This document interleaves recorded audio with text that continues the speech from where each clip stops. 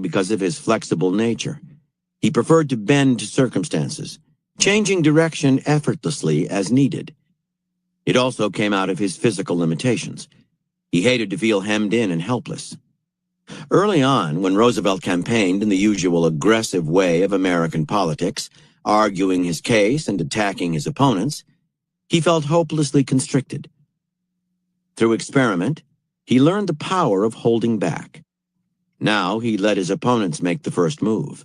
Whether by attacking him or by detailing their own positions, they would expose themselves, giving him openings to use their own words against them later on. By staying silent under their attacks, he would goad them into going too far. Nothing is more infuriating than engaging with someone and getting no response, and ending up shrill and irrational, which played badly with the public. Once their own aggression had made them vulnerable, Roosevelt would come in for the kill. Roosevelt's style can be likened to jiu-jitsu, the Japanese art of self-defense. In jiu-jitsu, a fighter baits opponents by staying calm and patient, getting them to make the first aggressive move. As they come at the fighter and either strike at him or grab hold of him, either push or pull, the fighter moves with them, using their strength against them. As he deftly steps forward or back at the right moment, the force of their own momentum throws them off balance. Often they actually fall. And even if they don't, they leave themselves vulnerable to a counterblow. Their aggression becomes their weakness, for it commits them to an obvious attack, exposing their strategy and making it hard for them to stop. In politics, jiu-jitsu style yields endless benefits. It gives you the ability to fight without seeming aggressive. It saves energy, for your opponents tire while you stay above the fray. And it widens your options, allowing you to build on what they give you. Aggression is deceptive. It inherently hides weakness. Aggressors cannot control their emotions. They cannot wait for the right moment, cannot try different approaches, cannot stop to think about how to take their enemies by surprise. In that first wave of aggression, they seem strong, but the longer their attack goes on, the clearer their underlying weakness and insecurity become. It is easy to give in to impatience and make the first move, but there is more strength in holding back, patiently letting the other person make the play. That inner strength will almost always prevail over outward aggression. Time is on your side. Make your counterattacks swift and sudden, like the cat who creeps on padded paws to suddenly pounce on its prey. Make jiu-jitsu your style in almost everything you do. It is your way of responding to aggression in everyday life, your way of facing circumstances. Let events come to you, saving valuable time and energy for those brief moments when you blaze with the counterattack. By Vladimir Lenin. The soundest strategy in war is to postpone operations until the moral disintegration of the enemy renders the delivery of the mortal blow both possible and easy.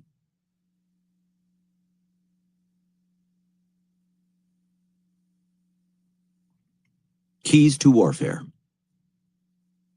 Thousands of years ago, at the dawn of military history, various strategists in different cultures noticed a peculiar phenomenon. In battle, the side that was on the defensive often won in the end. There seemed to be several reasons for this. First, once the aggressor went on the attack, he had no more surprises in store. The defender could clearly see his strategy and take protective action. Second, if the defender could somehow turn back this initial attack, the aggressor would be left in a weak position. His army was disorganized and exhausted. It requires more energy to take land than to hold it. If the defenders could take advantage of this weakness to deliver a counterblow, they could often force the aggressor to retreat. Based on these observations, the art of the counterattack was developed.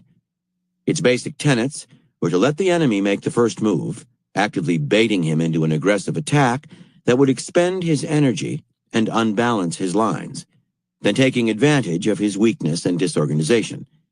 This art was refined by theorists such as Sun Tzu and practiced to perfection by leaders like Philip of Macedon. The counterattack is, in fact, the origin of modern strategy.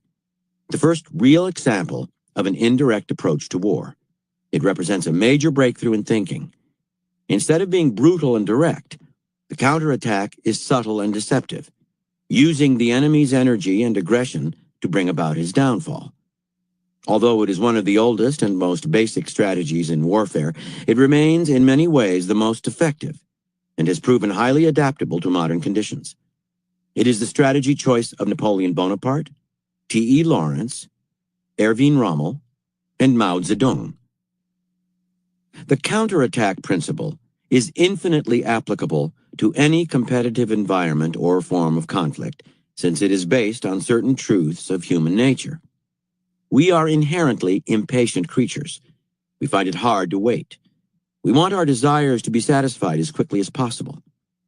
This is a tremendous weakness, for it means that in any given situation, we often commit ourselves without enough thought.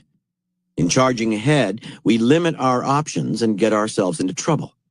Patience, on the other hand, particularly in war, pays unlimited dividends. It allows us to sniff out opportunities, to time a counterblow that will catch the enemy by surprise. A person who can lie back and wait for the right moment to take action will almost always have an advantage over those who give in to their natural impatience. The first step in mastering the counterattack is to master yourself, and particularly the tendency to grow emotional in conflict. When the great baseball player Ted Williams made the major leagues with the Boston Red Sox, he took a look around. He was now a member of an elite, the best hitters in the country. They all had sharp vision, quick reflexes, and strong arms. But relatively few of them could control their impatience at the plate, and pitchers preyed on that weakness, getting them to swing on losing pitches. Williams separated himself out and made himself perhaps the greatest pure hitter in baseball history by developing his patience and a kind of hitter's counterattack. He would wait and keep waiting for the best pitch to swing at. Good pitchers are masters at making a hitter feel frustrated and emotional, but Williams would not be baited. Whatever they did, he would wait for the pitch that was right for him. In fact, he turned the situation around. Given his ability to wait, it was the pitcher, not Williams, who would end up impatient and throwing the wrong pitch as a result. Once you learn patience, your options suddenly expand. Instead of wearing yourself out in little wars, you can save your energy for the right moment, take advantage of other people's mistakes, and think clearly in difficult situations. You will see opportunities for counterattack where others see only surrender or retreat. The key to the successful counterattack is staying calm while your opponent gets frustrated and irritable. In 16th century Japan, there emerged a novel way of fighting called shinkage. The swordsman would begin the fight by mirroring his opponent's every move, copying his every footstep, every blink, every gesture, every twitch. This would drive the enemy crazy, for he would be unable to read the shinkage samurai's moves or get any sense of what he was up to. At some point, he would lose patience and strike out, lowering his guard. The shinkage samurai would inevitably parry this attack and follow up with a fatal counterblow. Shinkage samurai believed that the advantage in a life-and-death sword fight lay not in aggression, but in passivity. By mirroring their enemy's moves, they could understand his strategy and thinking. By being calm and observant, patient, they could detect when their opponent had decided to attack. The moment would register in his eyes, or in a slight movement of his hands. The more irritated he became, and the harder he tried to hit the shinkage fighter, the greater his imbalance and vulnerability. Shinkage samurai were virtually unbeatable. Mirroring people, giving back to them just what they give you, is a powerful method of counterattack.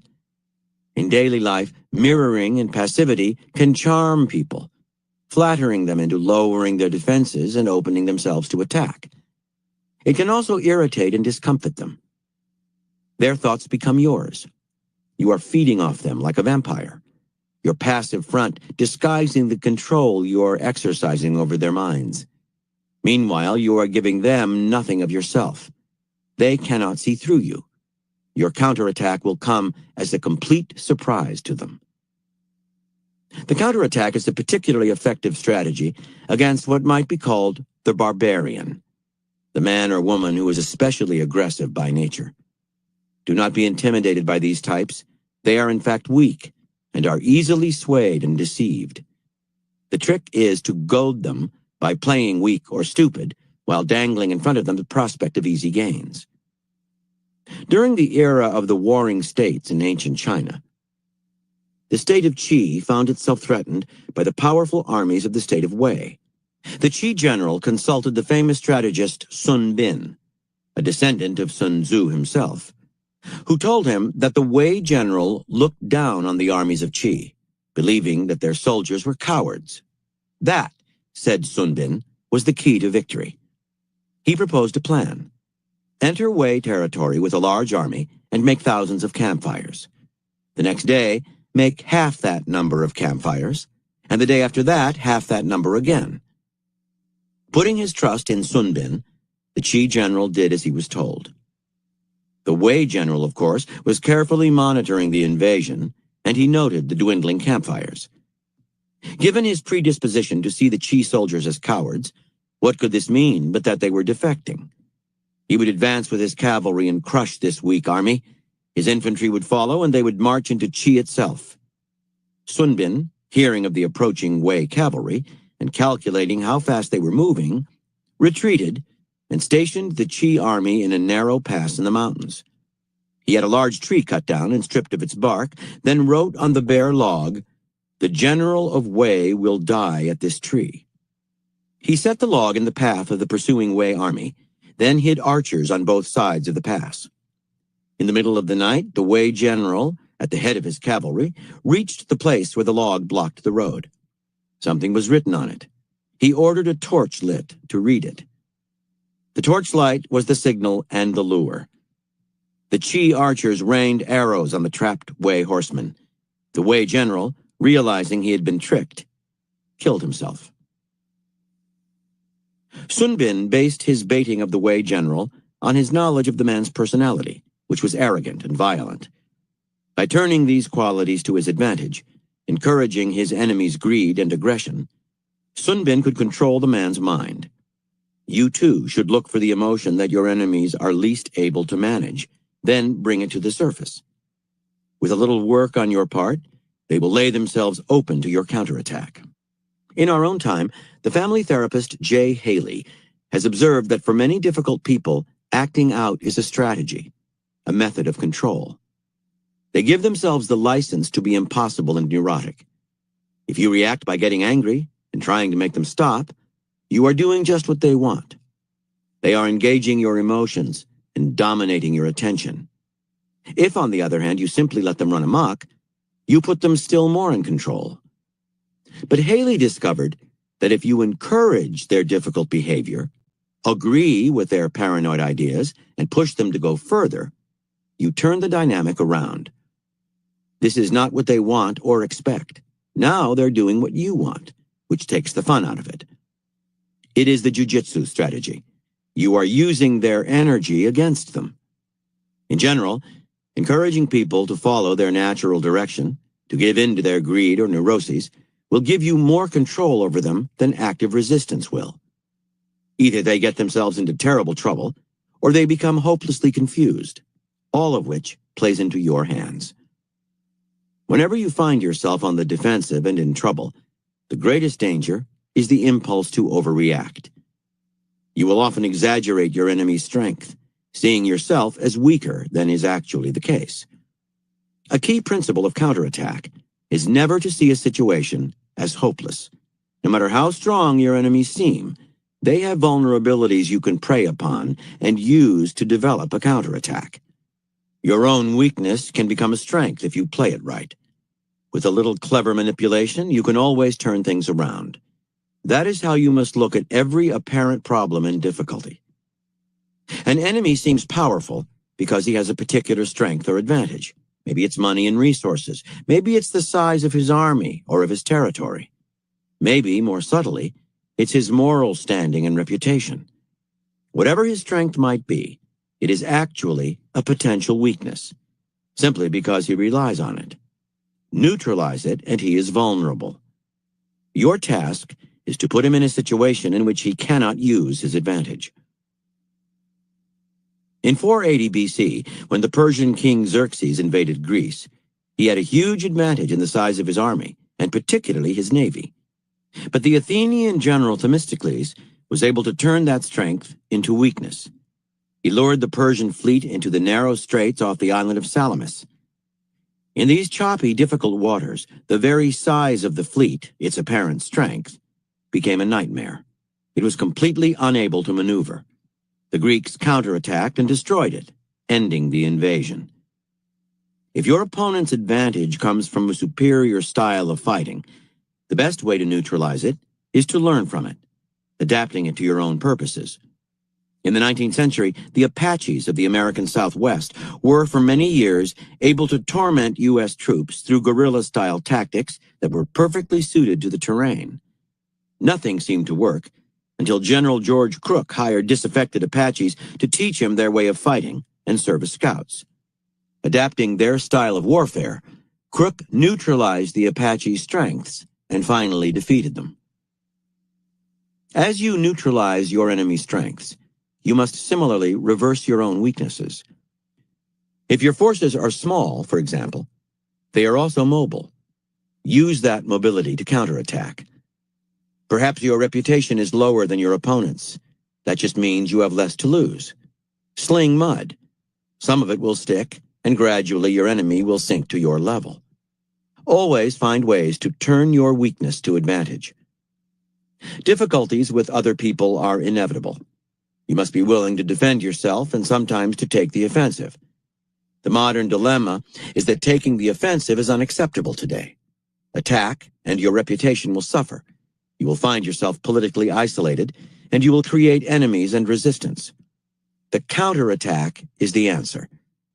Let your enemy make the first move, then play the victim. Without overt manipulation on your part, you can control your opponent's minds. Bait them into a rash attack. When it ends up in disaster, they will have only themselves to blame, and everyone around them will blame them too. You win both the battle of appearances and the battle on the field. Very few strategies offer such flexibility and power. Reversal. The counterattack strategy cannot be applied in every situation. There will always be times when it is better to initiate the attack yourself, gaining control by putting your opponents on the defensive before they have time to think. Look at the details of the situation. If the enemy is too smart to lose patience and attack you, or if you have too much to lose by waiting, go on the offensive. It is also usually best to vary your methods, always having more than one strategy to draw on. If your enemies think you always wait to counterattack, you have the perfect setup for moving first and surprising them. So mix things up. Watch the situation and make it impossible for your opponents to predict what you will do. Here are further reflections on the counterattack strategy. From a 17th century Ming Dynasty text quoted in The Tao of Spycraft by Ralph D. Sawyer. The technique of according with the enemy's expectations and desires requires first determining what they believe and want, then apparently conforming to them until the situation can be exploited. Definition. When the enemy wants to take something and you yield it, it is termed according with. In general, when going contrary to something merely solidifies it, it is better to accord with it in order to lead them to flaws. If the enemy wants to advance, be completely flexible and display weakness in order to induce an advance. If the enemy wants to withdraw, disperse and open an escape route for their retreat. If the enemy is relying upon a strong front, establish your own front lines far off, solidly assuming a defensive posture in order to observe their arrogance. If the enemy relies upon their awesomeness, be emptily respectful, but substantially plan while awaiting their laxness. Draw them forward and cover them. Release and capture them. Exploit their arrogance. Capitalize on their laxity.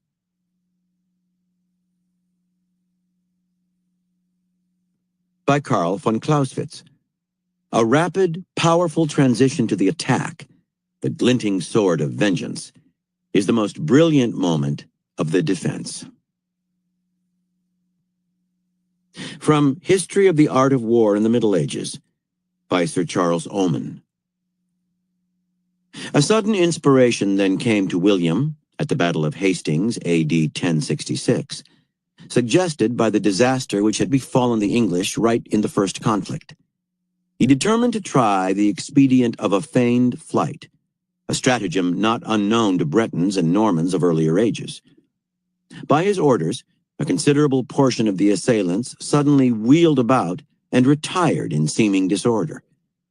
The English thought, with more excuse on this occasion than on the last, that the enemy was indeed routed, and for the second time a great body of them broke the line and rushed after the retreating squadrons.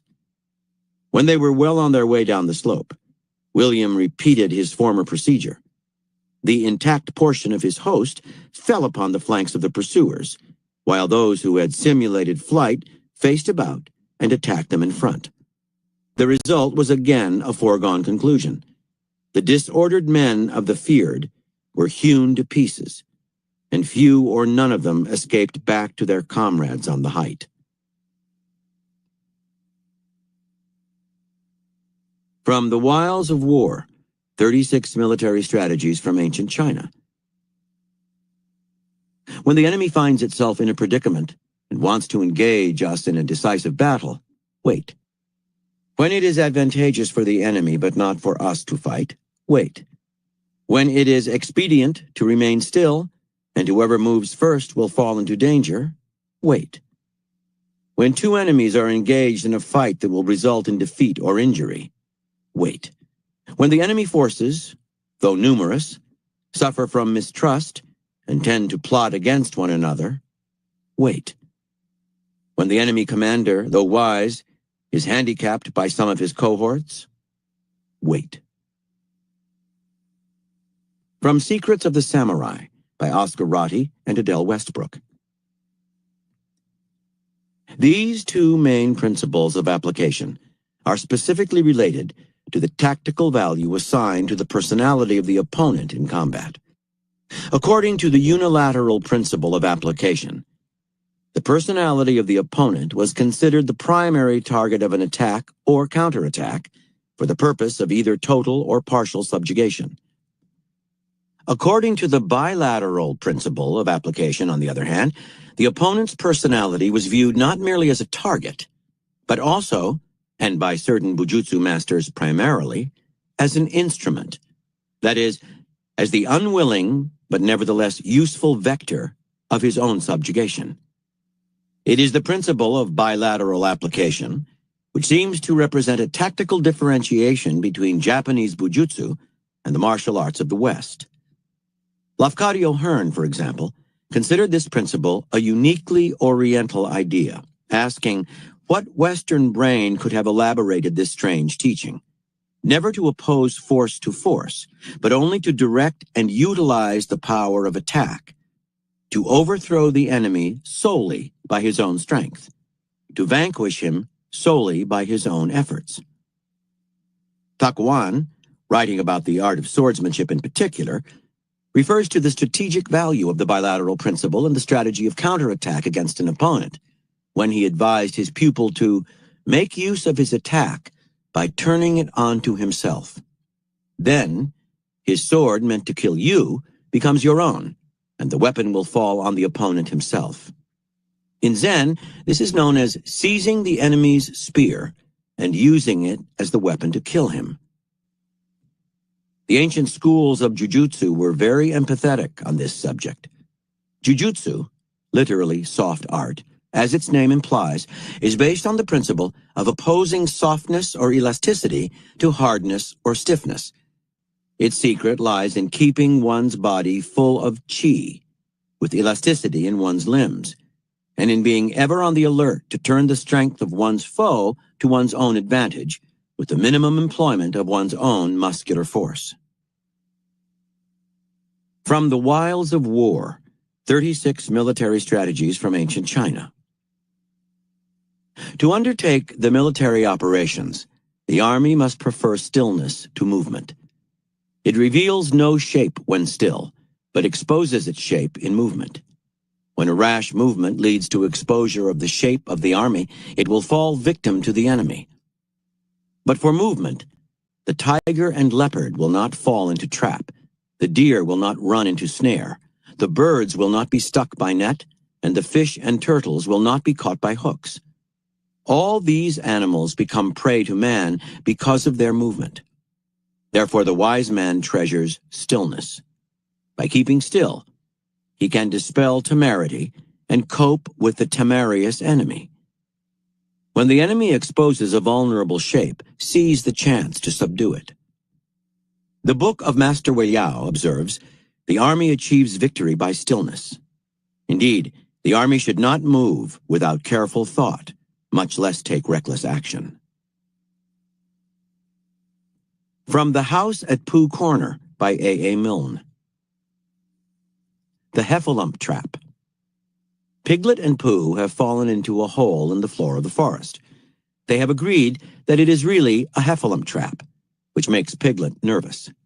He imagines that a heffalump has landed close by.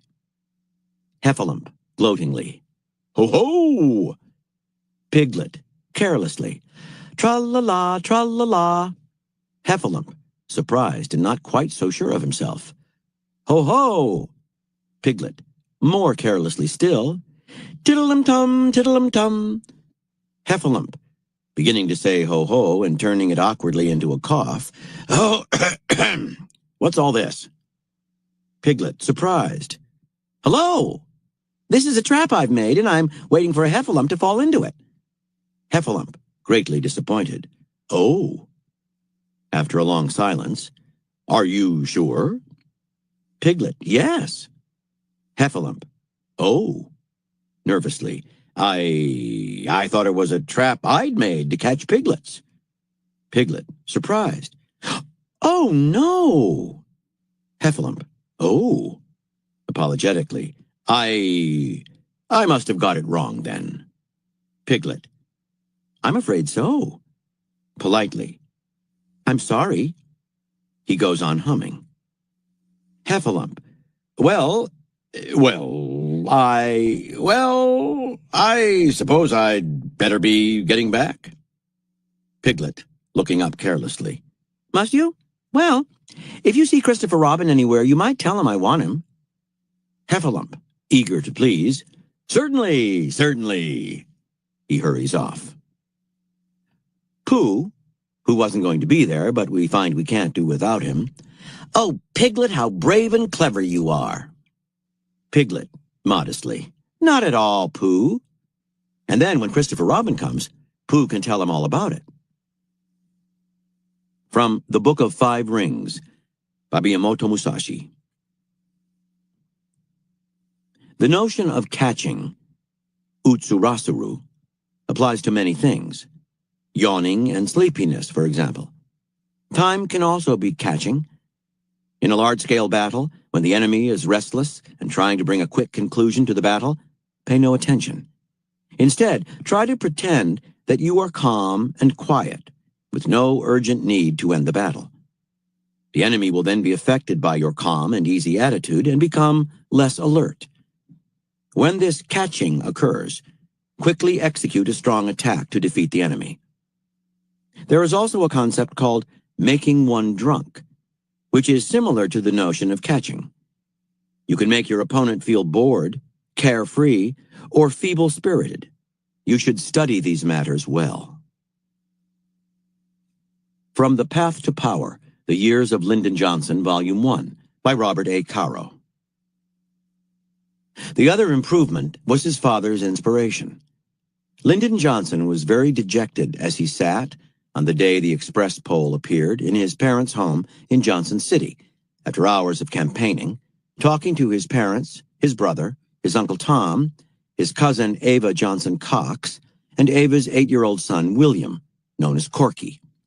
The leaders were almost all against him, he said. He had several large rallies scheduled, and he had not been able to persuade a single prominent individual to introduce him.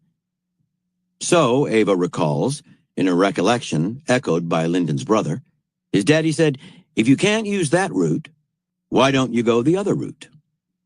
"What other route?" Lyndon asked, and his daddy mapped it out for him. There was a tactic, Sam Johnson said, that could make the leader's opposition work for him instead of against him. The same tactic, Sam said, could make the adverse newspaper polls work for him instead of against him. It could even make the youth issue work for him.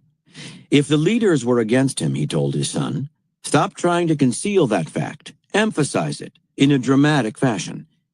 If he was behind in the race, emphasize that in a dramatic fashion. If he was younger than the other candidates, emphasize that. Lyndon asked his father what he meant, and his father told him. If no leader would introduce Lyndon, Sam said, he should stop searching for mediocre adults as substitutes, but instead should be introduced by an outstanding young child. And the child should introduce him not as an adult would introduce him, but with a poem, a very special poem. And when Lyndon asked who the child should be, Sam smiled and pointed to Ava's son. In an area in which horsemanship was one of the most esteemed talents, Corky Cox was, at the age of 8, already well known for the feats of riding and calf roping with which he had swept the children's events in recent rodeos. The best young cowboy in the hill country, people were calling him. "Corky can do it," Sam said. All the next day, Sam trained him. He wanted Corky to really shout out thousands, Ava recalls. He wanted him to smack down his hand every time he said that word. I can still see Uncle Sam smacking down his hand on the kitchen table to show Corky how. And that night, at a rally in Henley, in Hayes County, Lyndon Johnson